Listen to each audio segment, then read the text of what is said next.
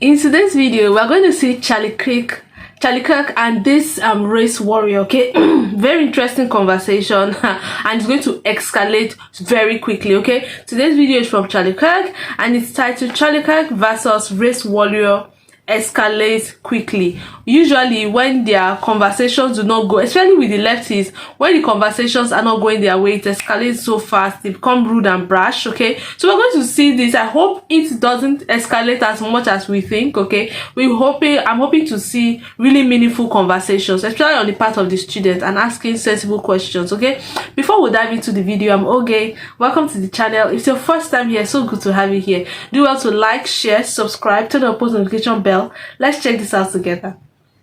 Why do we care if there's no father? I grew up without a father. I feel like I'm doing fine. I'm doing great. I'm in college. Why are we so towards the father? Why does he need to be there so much? So just try to answer my question for me. Do you think is there any time, and you're being very vulnerable, and I appreciate that, when you were growing up, and maybe not, where you said, "I wish I had a dad around"? My mom says I did wish for that once, at a wishing well. But my mom was great. She supported me, provided me. Sure. No, I'm not. This is not a knock on single moms. Right. But was there ever a time maybe where a more masculine figure would have been helpful? I can't really, not off the top of my head. Okay. Can you give me an example of when a masculine figure would be helpful in my life? When a boyfriend might have broke up with you, and you didn't want to talk to your mom because she just didn't get it, and you wanted a strong, stable man to say you're beautiful. If my father was like, "You're beautiful," that'd be cool. But if my mom was also like, "You're beautiful," I don't really see a difference between my mom saying it and my father saying it. Wow. Okay. Yeah. I don't see the world that way, because there's being a father to a daughter, there's a very unique bond between a father and a daughter, where you fall in love again, but not romantic love. You fall in a different type of Greek love, which is called storge, which is a father-daughter love, where you have such affection for this incredible being, and your task is to shepherd that vulnerable, innocent girl through life all the way up until the marriage aisle, to kind of connect the two topics together, right? Wow. Where then you hand it off to another man, because women are worthy of protection.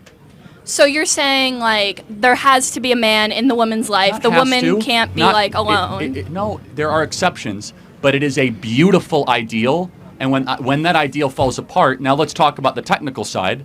In the black community, when fathers are no longer around, crime goes up, poverty goes up, because you'll understand this less, and a man in the audience who grew up without a father will totally get this. If it's just a mom in the house, the dad should come in and discipline the 14-year-old for acting like a brat. The dad comes in and he says, "Stop doing this. You need to be able to outrank the 14-year-old brat with another masculine figure." We have a problem in Black America. The biggest problem is not racism, it's the lack of dads. If dads are around, kids flourish. And you know who agreed with me? Barack Obama. Barack Obama used to make this a central piece of his campaign. He came to this campus back in 2012, drew 100,000 person crowd, and talked about how we need to rebuild the black family and put dads back. Why doesn't the Democrat Party talk about that anymore? I'm fine with having fathers. I'm not against having black dads. For sure. I'm saying, but don't we agree? Has anyone heard that mentioned on the national scale in the last 10 years? Yeah, I mean, we've heard about Probably not. Yeah, and because there's bigger issues. No, there isn't. See, that's the issue. Is that this is what makes us different. As a conservative, I focus on, if you have family breakdown, don't worry about climate change. Don't worry about systemic racism. All that stuff is these crazy abstractions. What do you think create family problems? Systemic racism creates family problems. If you take away black people from their families, then they're going to have broken families. Okay, but that's interesting. How are you taking them away? Aren't they leaving? They're not staying with the women they're impregnating. So, for example, there 13% of the population is black. Not every single person ends up in jail, obviously. And yet there's huge child abandonment because there's a cultural expectation that is different in Black America than in white America, which is it's okay to impregnate a woman and abandon her in Black America. It's not based on what? What is that based on? That's a good question. Where does it come from? It's just based on. No, I'm saying, what is that your view of Black America? Well, it's not a view. It's true. I mean, don't take my word for it. Look at Thomas Sowell and Shelby Steele that have done amazing analysis on. That's something I love about Charlie Kirk, okay? When he's having a debate, okay? When he's having a debate, when he's having a conversation with people, he's not just saying it off of his head or how he feels. He's saying it based off on facts. I love that about him. So it is not like he's just saying he's just hearsay or how he feels. He's saying it based, and you have to go look it up and confirm that, oh, okay, it's actually true, it actually happened. I love that Barack Obama situation where he mentioned that back then in 2012, Barack Obama pulled 100,000, people, for a campaign or something, bring back the dads into the home and all of those things. Something I love about Charlie Kirk. He talks with facts, not just hearsay and all of that. This is getting very interesting. Let's see how he's going to connect to race. Analysis on this, it's that in black culture, that is not considered to be a stigma. In white upper middle class culture, for those of you that grew up in Waukesha or Libertyville or grew up in Hinsdale or grew up in Naperville, you guys all know those neighborhoods. If you impregnate a girl, a woman, and you just like abandon her, that's frowned upon. That is a social stigma in upper middle class white culture. Wow. And it's not. Really? Is that in the white culture? Like, really? Interesting. I'm hearing this for the first time. I never knew, like, that's interesting. You see the difference between the white Americans and the black Americans. Now, how true is this?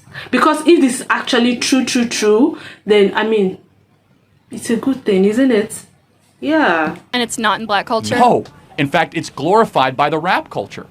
It is. Wow. I think Yes. rap culture is showing what happened. I don't think it's... Do you think that the songs that are the most popular in Black America are uplifting Black America to be better versions of themselves? I think the most popular Like Nicki Minaj, Cardi B. Do you think that they're like empowering people to be great? Well, I do think Cardi B and Nicki Minaj are empowering. But when you talk about like wow. black, like let's go like Kendrick or whatever, like they're talking about their life experiences and they're saying this is what happened to me, and people relate to that because that's also what happened to them. It's not saying this is the greatest thing in the entire world. Does it lift up the audience to become better? I would think so, because it's like how? Because it's saying we all relate to this. We can all like, this is our story. We can be like better than this.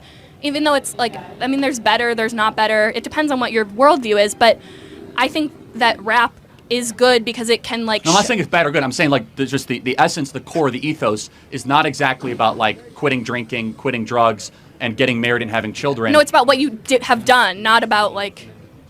No, but like to be clear, like in black rap culture, is it generally glorified to go sleep with a lot of women? I mean, that's your view of it. I'm asking a question. Is it in black rap culture? Yes or no, guys, in black rap culture? Is glorify women? To be able to sleep with a lot of women. I mean, I think that's one aspect, yeah. Okay, so let's just take that aspect. Because it's a luxury that people can do. And, like, it's one of the things that people can do and everyone can relate to. Or a lot of people can relate to. Shouldn't ideally your culture try to elevate and try to challenge the individual to virtue and goodness, not try to bring them down to the lowest parts of their... I'm not saying that they are bringing them down. I'm saying that this is what they are doing, and they are sharing their experiences. They're not saying, this is the best thing in the entire world. They're saying, this is what I have been through. Like sleeping with a lot of women. Yeah. Or like gang violence and, you know... I mean, if that's what, like, a lot of people have been through gang violence because that's what's happening in their neighborhoods. They feel like that's the only option. And you might know that that's not the only option, but when you are living in that neighborhood and you don't see any jobs, this is how your family was raising you, what other option do you have? And once you're in it, it's really hard to get out. So, got it. You talk about systemic racism and that being a major driver of... Black America's failure to launch, if you will. We subsidize single motherhood in this country. So if you stay single as a single mother, you get money from the federal government, and it's basically subsidized, if you will. Sure. Can we at least agree that if the nuclear family in Black America was stronger and tighter knit, that would be a good thing? Yeah. In a lot of cases, yeah. But I think if the father's abusive, I would not want him there. So I think it really depends on like what family you're talking about. I don't think you can generalize. What percentage of fathers do you think are abusive? I have no idea. Yeah, I would say it's probably small, right? Not like, I don't know. I have no idea. I have not done research on Yeah, what no, I don't know percentage of either, but- fathers But are generally, abusive. it's good when mom and dad stays around and is raising the kid. I would say if they are both I think this is a no-brainer. I think it's a no-brainer. It's not something we should debate about. I mean, it's an ideal thing when there is a father and a mother in the home. Just like Charlie Kirk said, he said that when there is a father figure, we have a more masculine, a firmer hand. We know kids don't really regard their moms like that. There's something called C-finish in the pidgin African, in the African language, something like that, like a pidgin language in Africa, Nigeria. There's something called C-finish. Children see their moms finish because, you know, their moms are not firm. Some moms are firm, but we respect in the African culture, right? The moms are more, and from what he said, it seemed like almost the same thing. The fathers are more respected than their mom. When the father says, stop that, the children actually would stop. There are situations where you actually need, so it is more ideal to have the father, and it's a no-brainer. You're asking her and she's trying to still debate about it. I don't know how. It's a no-brainer. But situations whereby there's no father in the home, we see, and we've seen from we've heard from Charlie Kirk that the rate of crime rates increases, poverty level increases, and so many other things. That is when the father is not in the home. Imagine if we have nuclear family more. Poverty rate, I mean, according to research, poverty rates will reduce and crime rates will reduce because we have a firmer hand in the home. It's a no-brainer. What do you guys think? What do you guys... Okay, maybe this is my own opinion. I'd love to know what you guys think, okay? Let's continue the video. they are both healthy She parents. actually has and a they're both point. ready to have a child. It's great. Got it. My father, not ready to have a child, So, do not want him around just me. one last question on role models. Let's say there's a black kid right now. Would you rather have that black kid have a role model be Kendrick Lamar or Clarence Thomas? Kendrick, obviously. So not the black American on the United States Supreme Court. No, he's trying to ban interracial marriage. He's trying to do all. Wow, no, he's in an interracial marriage. He literally He's married to a white woman. Yeah, I know the Roe v. Wade So thing goes against. He's trying to ban his own marriage. Yes. I thought I've I'm heard sorry to break it everything. to you, but the Roe Wait, v. hold on. Wade. So just to be clear, and that's fine. This is the difference in worldview. We have clarity but not agreement. You'd rather have Kendrick Lamar, who sleeps around with everything that moves, who is a poet who won a Nobel Prize, who... Right, no, versus Clarence Thomas, who grew up in the antebellum South, who's a U.S. Supreme Court justice, one of the smartest people ever to serve on the Supreme Court as a black American. And that's the difference, is that we as conservatives think that Clarence Thomas is a far better role model for black America than just some rapper. I think calling Kendrick some rapper is very dismissive and to all the work he's done with the black community. But okay, that's your opinion, yeah. So we agree that there should be better role models, maybe? When have I ever said that there should not be? I'm agreeing with you that there should be fathers if they are right it's for fine. that thing. We're agreeing. And I think. last question, you're voting for Kamala? How can you tell? Yeah. Okay, what's her Obviously. greatest accomplishment? Probably capping capping the insulin at $35. She did that. Yeah. What else? I mean, you said her greatest. I'm just saying, that's the thing that goes off the top of my mind is Big Pharma. I'm sure you're anti-Big Pharma. Oh yeah, I mean that's why all the pharmaceutical companies are donating to her. That's right. So, okay. Okay. Yeah. Okay. Thank you very much. I mean, that Enjoy was a voting very for decent Kamala. conversation, if you ask me. Very decent. I loved it. I enjoyed it. I learned a lot of things. Like the people he mentioned at the end, the two people he was comparing role models with. I didn't know them. This is my first time of hearing about them. So I'll go do my own research later. So yeah. I mean, I think it's only ideal we have both father and mother in the home. It will help a lot. It will help. The girl actually has a point, to be honest. She said it is good when both parents are healthy. Healthy both parents raise healthy children, of course. But when you have an abusive father, like she said, I think she's from a single parent home, something like that. Her father doesn't want to see her, so she too is not interested. So something like that. The man is not interested. Okay, let's fine. Okay. But I think ideally for us to have more like to raise better kids. It is more ideal. I'm not saying that children from single parent home are badly raised. Some of them are actually badly raised, but a lot of moms are trying their best. But you know, it is more ideal to have, you know, both parents. But I love you guys to drop your opinions, observations, additions on what, you know, today's conversation was about. I really enjoyed it. It did escalate, honestly. She's a Kamala voter, even though I mean she's not a conservative, but she, you know, she tried to have a civil conversation. Or like the last video, I don't know if you guys saw my last video of this Charlie Kirk and this students, and they were arguing and they were having this debate, and the guy actually splashed water on him, like he assaulted him basically.